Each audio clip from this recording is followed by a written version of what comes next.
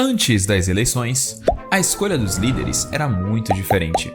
Reis, imperadores e chefes de tribos ascendiam ao poder através de linhagens, conquistas ou alianças.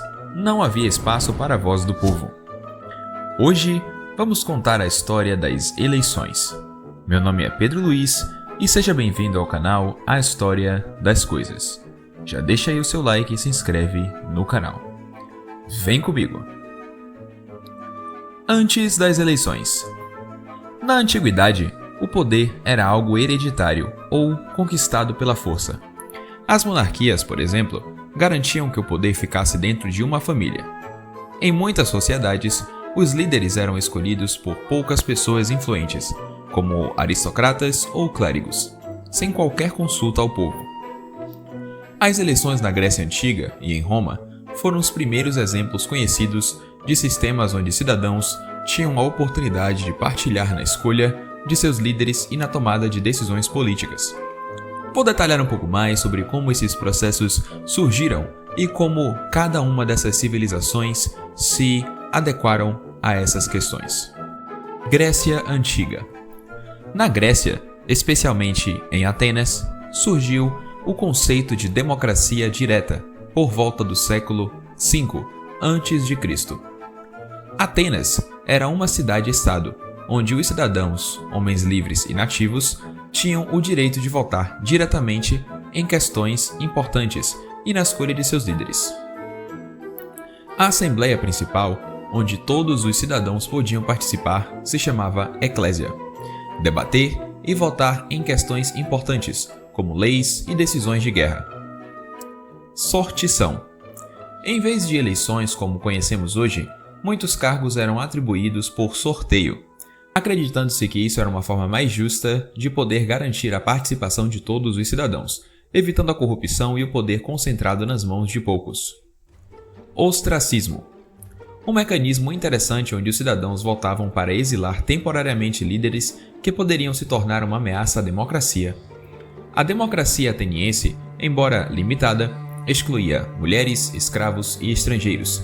Foi revolucionária porque introduziu a ideia de que o poder poderia ser compartilhado entre os cidadãos, em vez de concentrado em uma única pessoa ou família. Em Roma, o sistema de governo evoluiu ao longo dos séculos, e as eleições desempenharam um papel crucial na República Romana, que durou de 509 a.C. até 27 a.C. Comícios.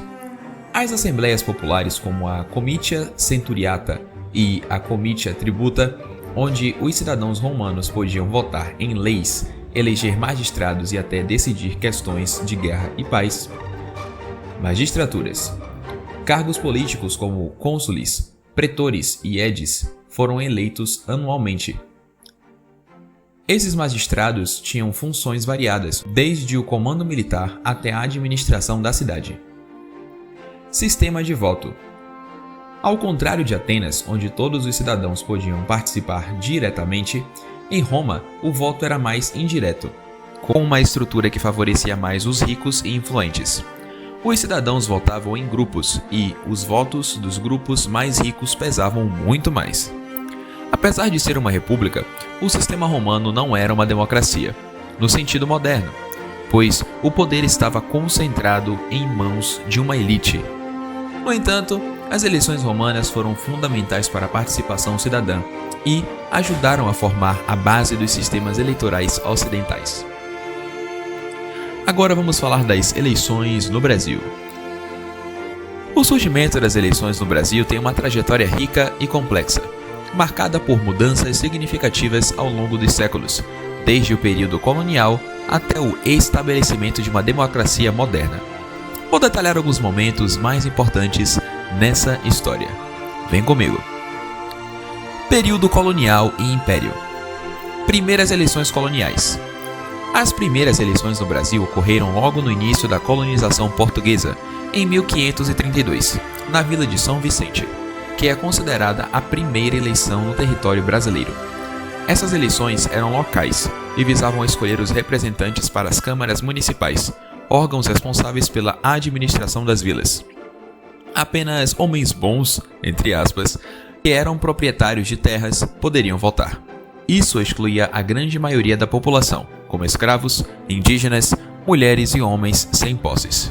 Com a independência do Brasil em 1822, surgiram as primeiras discussões sobre a criação de um sistema eleitoral mais formal. A primeira Constituição do Brasil, promulgada em 1824, instituiu o sistema de voto censitário, onde o direito ao voto estava vinculado à renda. Isso significava que apenas uma pequena parcela da população tinha direito ao voto. Período regencial e segundo reinado. Durante o período regencial, foi implementada a Lei de Interpretação do Ato Adicional, de 1842, que centralizou o poder e criou o sistema eleitoral dos currais eleitorais, onde a manipulação e controle dos votos por parte das elites eram muito comuns. As eleições diretas para a Câmara dos Deputados ocorreram, mas ainda sob um sistema muito restrito. Somente homens com renda elevada poderiam votar e ser eleitos também, o que perpetuava o poder nas mãos da elite agrária.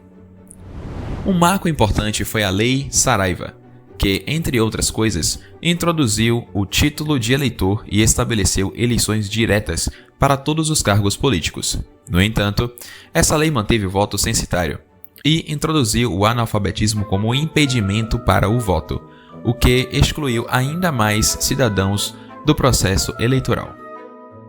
Primeira República. Com a proclamação da República em 1889, o Brasil passou a ser uma Constituição republicana em 1891. O voto continuou sendo censitário e masculino.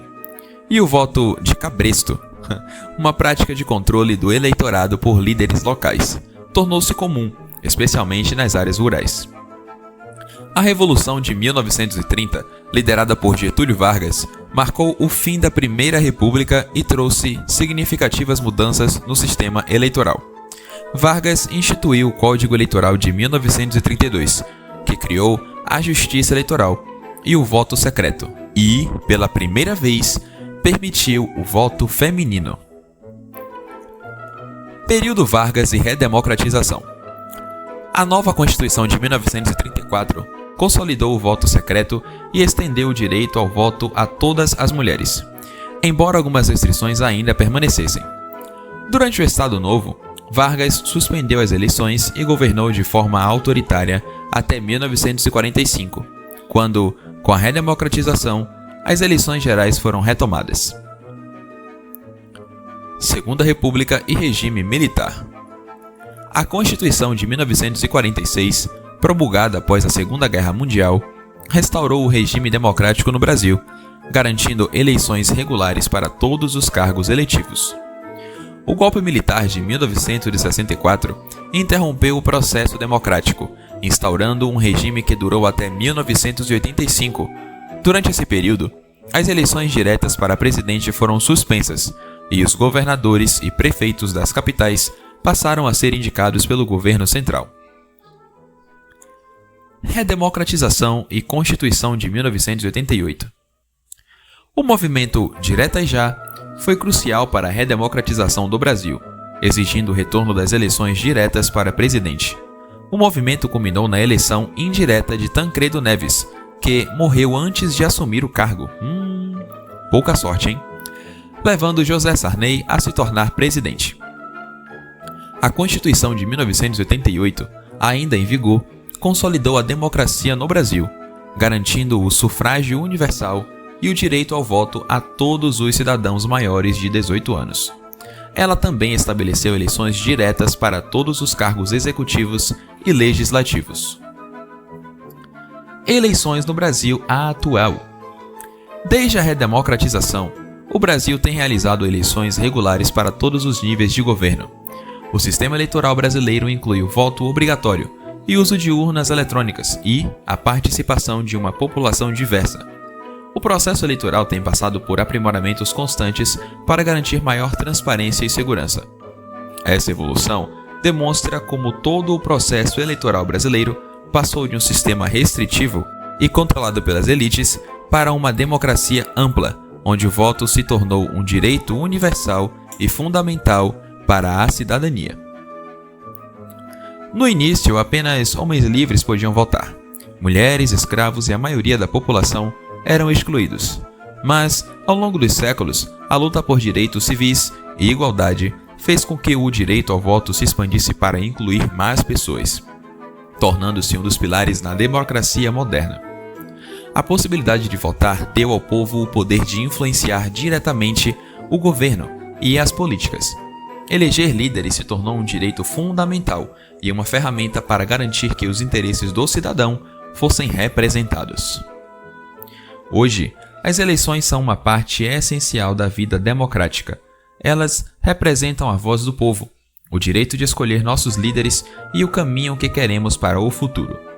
O antes e o depois das eleições mostram o quão longe chegamos e a importância de continuarmos lutando por uma sociedade mais justa e igualitária. Então é isso, meu curioso e minha curiosa. Se você gostou, deixe o seu like, se inscreve aí no canal, compartilhe esse vídeo com seus amigos e familiares. A história das eleições é parte essencial da história do nosso país e da nossa nacionalidade. Muito obrigado pela sua atenção, pela sua audiência. Valeu, falou e até mais.